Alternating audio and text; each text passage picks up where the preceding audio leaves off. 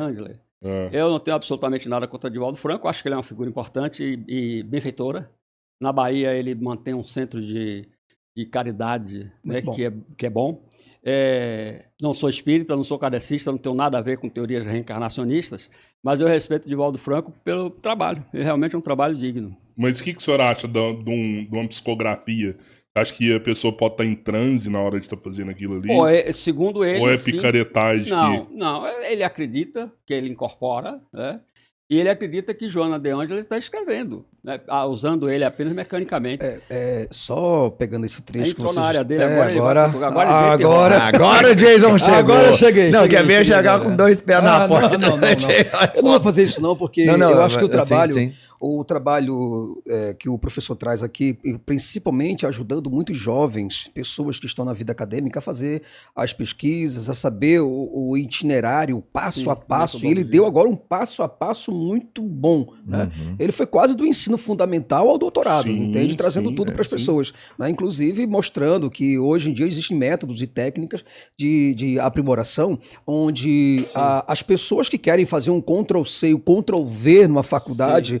para poder passar num mestrado, fazer uma tese de um doutorado, hoje em dia está bem mais complicado e mais acirrado. Então isso é muito bom, o trabalho que o senhor presta. Agora, acima de tudo, o trabalho que eu venho admirando do senhor é quando o senhor fala em observação e em pesquisa. E como ele falou sobre a questão de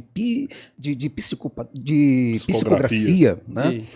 Eu gostaria de saber do senhor qual a sua posição. O senhor acha que, de fato, existe, por mais que o senhor diga que não tem nada a ver com o reencarnacionismo e tal, mas o senhor acha que o que está acontecendo no cérebro dessa pessoa, certo? A ponto de ele fazer algumas previsões e até mesmo traçar algumas cartas e fazer alguns movimentos afirmando ele que isso é espiritual. Pois é. Eu acredito que essas pessoas elas têm um grau de suscetibilidade muito grande e elas têm facilidade de ir ao inconsciente. Nós não temos essa facilidade. Nós somos racional o tempo inteiro, estamos sempre críticos para tudo. Certo. E embora exista esse outro lado latente em nós. Essas figuras que são mais suscetíveis, elas buscam esse outro lado. E esse outro lado é misterioso, é fantasioso, é extremamente... Mas o senhor acha que o componente todo aqui não é espiritual, mas ele é químico e físico. No caso, é do consciente para o inconsciente. Desculpa, eu não sou reencarnacionista, portanto eu não vou defender essa hipótese que o espírito chegou e entrou na cabeça do cara. Entendi. Mas eu vou dizer que este sujeito, por uma especificidade dele, fisiológica, ele tem uma probabilidade de ir ao inconsciente. E quando ele vai ao inconsciente, é como se fosse uma outra pessoa dentro dele, porque todos nós somos apresentados como duas pessoas, uma pessoa consciente e uma pessoa inconsciente. Ele indo para essa pessoa inconsciente, esta outra figura, ela vai se caracterizar, às vezes, de forma totalmente antagônica a quem seria ele conscientemente. O inconsciente dele é outro universo. Isso não teria nada a ver, desculpe, me perdoe, mas isso não tem nada a ver com um tipo de característico de dissociação de identidade? Não. Ou aquela antiga dupla personalidade? Isso aí você está já caindo para o lado das psicopatias e seria uma espécie de esquizofrenia. Eu estou falando de pessoas absolutamente normais. Legal. Que têm capacidade de se encontrar com esse universo inconsciente e nesse universo inconsciente vivenciar fantasias extremas, inclusive aquelas que são preconcebidas e por convicção, e admitir que é uma outra pessoa que incorpora nele. Interessante. Por convicção, isso é bom.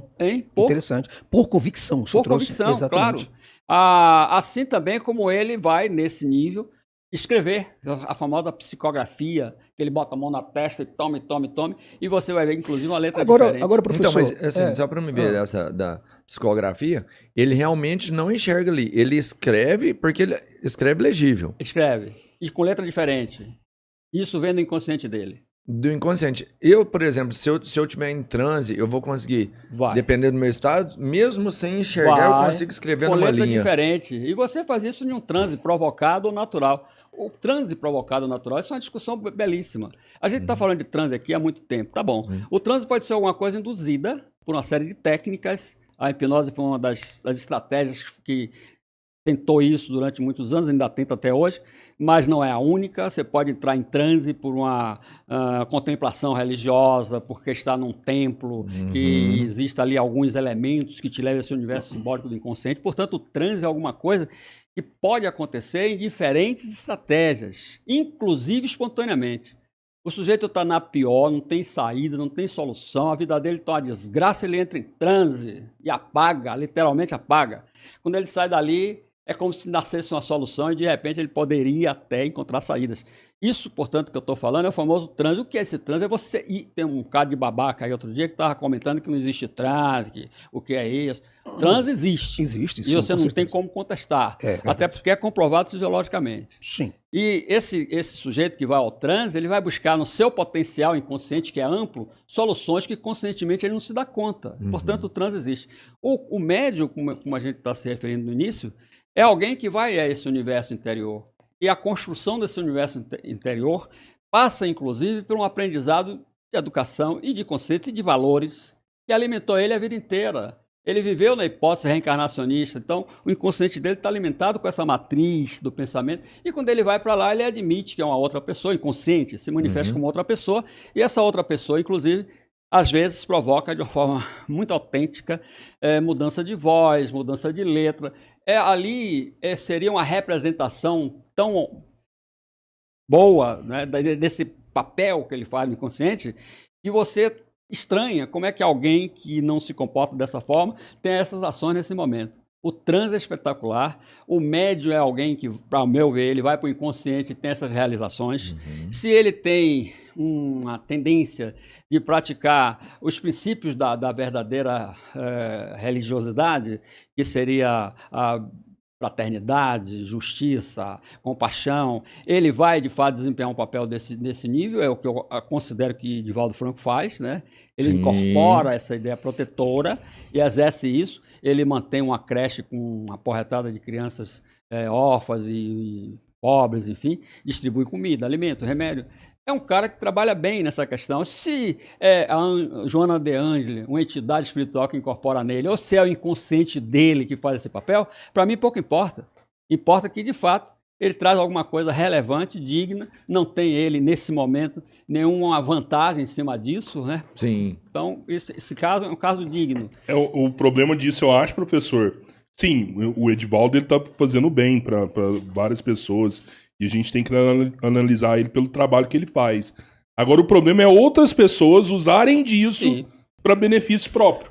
Mas e tirar dinheiro de outros também. Exatamente isso. O professor está sendo bastante técnico, né? E assim, ele está sendo muito preciso nas suas falas, deixando bem claro que essa transição toda, de toda essa mentalidade, produção, né, exosférica muitas vezes, parte de um campo para outro campo, mas de forma muito natural, de forma física, fisiológica, química, né? Então psicológica. Então ele está deixando muito claro isso daí. Só que, infelizmente, o que nós aqui combatemos o tempo todo, fazemos um enfrentamento social, né, muitas vezes político, na esfera psicológica, para que as pessoas que estão em casa, né, elas saibam ter o poder de discernimento, para que elas possam olhar para as coisas e entenderem que o mundo natural, mesmo dentro de uma esfera cerebral, consciente, inconsciente, certo? Tratando a questão cérebro, entende? Agora, muita gente, não é pouca gente, que se utiliza desse trabalho nobre, que eu acho um trabalho fantástico, né? Você ajudar pessoas, conscientizá-las. Agora, usar disso como matéria espiritual, né? Para vender, para comercializar, dizendo que você tem um dom espiritual, que existem espíritos falando contigo. Vender, né? Carta do além. Né? Vender cartas do além, certo? Mostrar coisas que coincidem numa leitura fria, coisa que o senhor faz muito bem, entender qual é a leitura fria que um cidadão faz com o outro a fim de persuadir. Aí eu acho isso não apenas um abuso, mas é um crime, como o senhor advogado também, é um charlatanismo, uma coisa dessa, né? Aí isso nós realmente, nós não julgamos, mas nós protestamos contra essas causas, entende? Dentro do Brasil, porque isso inferioriza a capacidade cognitiva do ser humano e o leva para um improgresso completo, fazendo o ser humano ter transes, problemas psicológicos, amarrações sociais e doutrinações profundas e arraigadas, tornando a sociedade brasileira um cúmulo de absurdos e de idiotice. Eu concordo com você e vou até colocar assim, um parâmetro bem definido para distinguir essas condições. Quando o pecuniário é muito mais exaltado do que os benefícios de humanos que você processa, isso é picaretagem. Quando o sujeito tem mais benefício à sociedade do que a apropriação pecuniária, isso é razoável, deve ser considerado e respeitado. Perfeito. Mas eu considero que predominantemente a picaretagem vai campear nisso aí. Sim. Então,